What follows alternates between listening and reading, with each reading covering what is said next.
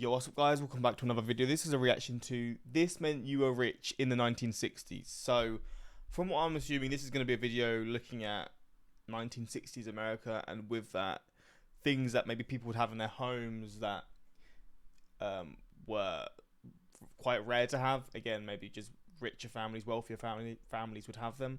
Things that I'm going to assume that maybe nowadays we sort of take for granted. So, I'm going to guess things like, television or TVs. I feel like in the 60s they were quite rare. I'm pretty sure. I feel like in the 70s is when like the late 70s is when like coloured television like came into play. So then that was a rare thing, colour televisions. But before that, just televisions in general. Maybe the early 60s it was quite rare. Then things. I'm trying to think of like things that you use in kitchens. I mean, it wouldn't be like washing machines and stuff. I'm pretty sure. I think that was a bit before. But yeah, maybe it's gonna be stuff like washing machines. It's the 60s. And that's like, what, 60, 70 years ago. Would washing machines be here? Or like dishwashers could be one. I mean, to be fair, when I was growing up, dishwashers, because I didn't grow up with a dishwasher, I always assumed that just wealthier people, or if you're rich, you'd have a dishwasher. But I don't think that was necessarily the case. It's just, I didn't grow up with one. But, yeah, I can't really get out of like stuff from the house. There's going to be like maybe like cars and stuff, but that's probably quite an obvious thing. Like, I don't know, Corvettes, etc. But we're going to check this out and see. And yeah, maybe we'll look at this and realize how like today these things are just a lot more accessible, which I assume will probably be the case. But well, not more accessible, but you know, more common in homes in general. But we're going to check this out and see. And yeah, this should be interesting. In the 1960s, certain simple luxuries made a family stand out, especially when it came to modern conveniences. These were the things that many of us dreamed of, so if you were lucky enough to have them, that meant you might have been rich in the 1960s.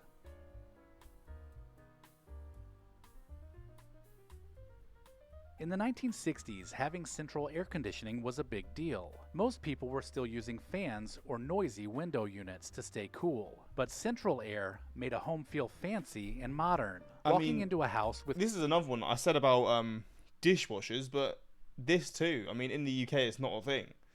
But in this, like, when did this be like an essential... When did this become an essential thing in US homes? Because it probably just depends where in the US it is, right? But... Does every state in the US typically have air conditioning in their homes? Is that just a common thing throughout the US, or is it more in regions that it's typically warmer, like the western states, etc.? With cool air on a hot day felt amazing, and it showed that the family could afford such a big investment. Usually, the rumor mill would start when neighbors would see work trucks in front of the house, and they would quietly speculate about how they could afford such a luxury. Central air was also expensive when it came to monthly utility bills, so having it back in the 1960s meant you were living the good life. A two-story house was a sure sign of success in the 1960s. Okay. While most people lived in single-story ranch homes, a house with two floors proved a family had extra money to spend when it came to where they lived. It also often came with special touches, like an intercom system. The extra rooms were perfect for families with multiple children, and it also gave them separate areas to entertain. Two-story homes were impressive, and they sent a clear message that size does matter. Fair. If your house happened to have two bathrooms in it, then you were definitely rich in the... Well, what I found out about US homes now is it's rare to find a house that doesn't have more than... Sorry, it's rare to find a house that it doesn't have more than one bathroom or toilet. Like, I think US homes are just built to have loads of toilets, but I guess in the 60s that wasn't necessarily the case. In the eyes of many. Most homes were originally built with just one bathroom, so if yours had two, that was unbelievable. A second bathroom meant you had options, and as a parent, it also gave you a bit more privacy. There was no waiting in line in the morning, which made everyone's day start a little smoother. It was a big expense to add another bathroom, so owning a home with one extra was a clear sign of wealth. In the 60s, many kids shared bedrooms, so having your very own room was a big deal. It showed that you were either an only child, or that the family had enough money to buy a bigger house with more space. Kids could decorate the rooms with their own style by helping select paint colors, or adding a patterned wallpaper, which made it even more personal. Privacy and independence was something we all longed for, and having your own bedroom was the first step. Damn. Recollection Road is proud to of this video to see why Legacy Box is the perfect gift this holiday. 65% off. Get the money. Owning a dishwasher in the There we 1960s was definitely a sign you were rich. Washing dishes by hand took a lot of time each day, so having a Bro, I still do that shit now. I ain't got no dishwasher in my house. dishwasher made things easier. Having modern appliances showed that you had made it, and friends and family took note. I mean, who could ignore such a shiny, beautiful machine, especially since it gave the kitchen a high-tech and fancy feel? Dishwashers were... How loud are dishwashers? I've never lived in a house with a dishwasher, from what I remember.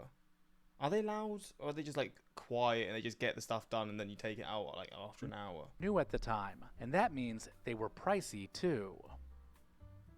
How pricey are we talking? Did your family have an American Express card in the 1960s? Are these bank cards? They are.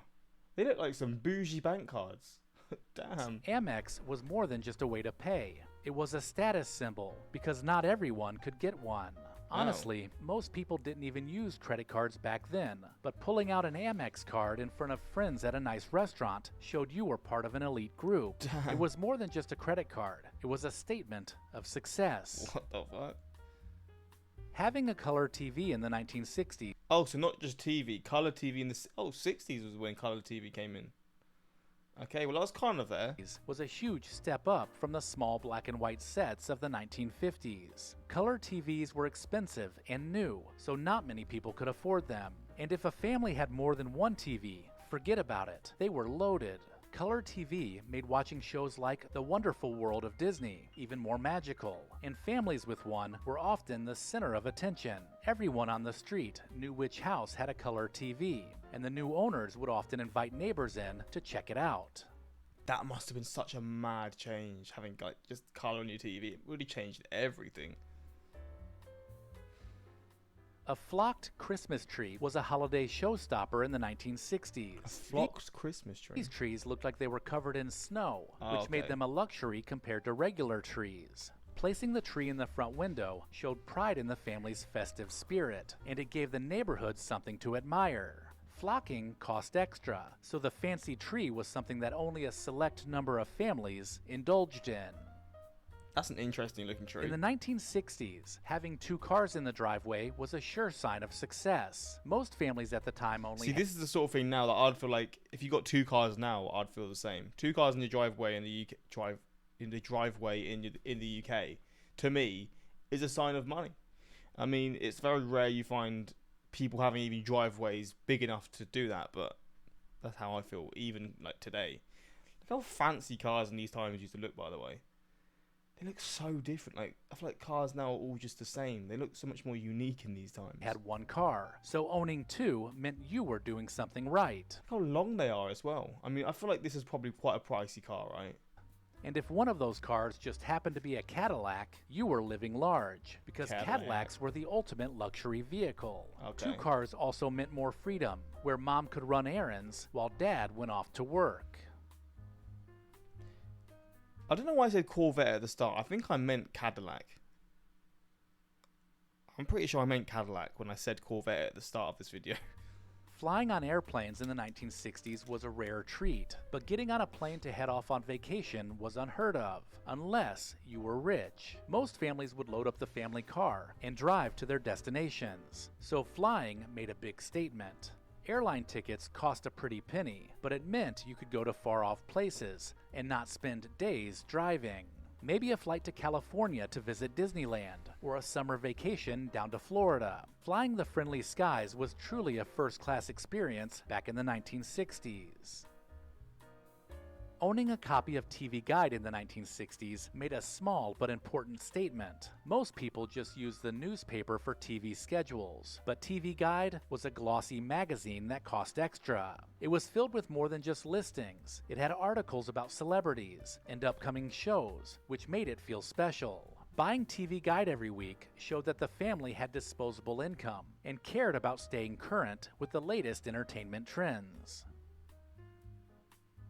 Having a housekeeper in the 1960s was a clear sign of wealth. It meant the family could afford to hire someone to handle chores, freeing up time for other things. A spotless home showed that the family cared about appearances and had high standards. Guests would notice the polished look and feel of the house, which made it seem even fancier. Hiring a housekeeper wasn't common, so it instantly made a family stand out as rich. I mean, I feel like having housekeepers now is also like you've got the money to splash in it realistically, because that's still gonna be it's not gonna be cheap. Like, you're gonna be paying them what, like probably like £20 an hour, maybe something like that. Like, it's not gonna be cheap.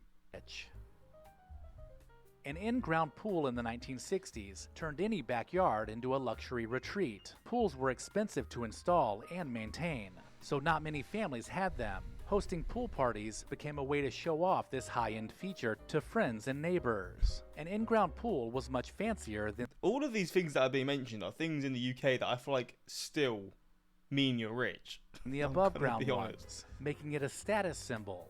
It showed that the family valued fun, relaxation, and could afford to live a life of leisure.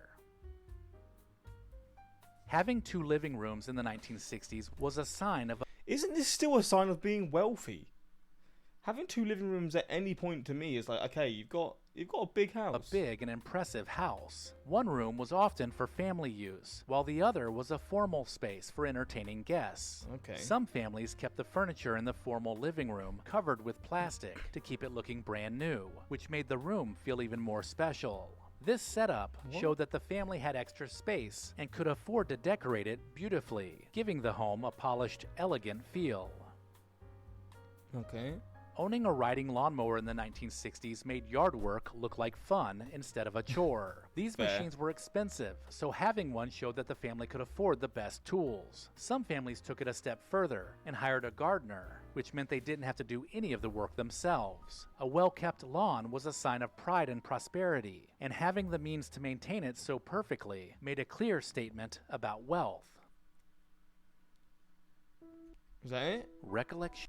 Well, there we go. I mean, I feel like with a lot of these, even nowadays, they're still a sign of wealth. Having an in-ground pool and housekeeper is still a sign of wealth, if you ask me. 100%. We weren't rich, but as kids, we didn't know it. Oh, fair enough. We didn't even have ceiling fans in my home in the 60s, but we had quality cuts of meat every night. A luxury I cannot afford now. Damn. Looking back, we were a family of 6, lived in a house 2 bedrooms and 1 bath. Dad worked very hard, never missed a day of work. We were lower middle class. Mum was a homemaker. Never appreciated so much. Damn, that's quite a sad comment, man. And appliances and most everything were made so much better back then too.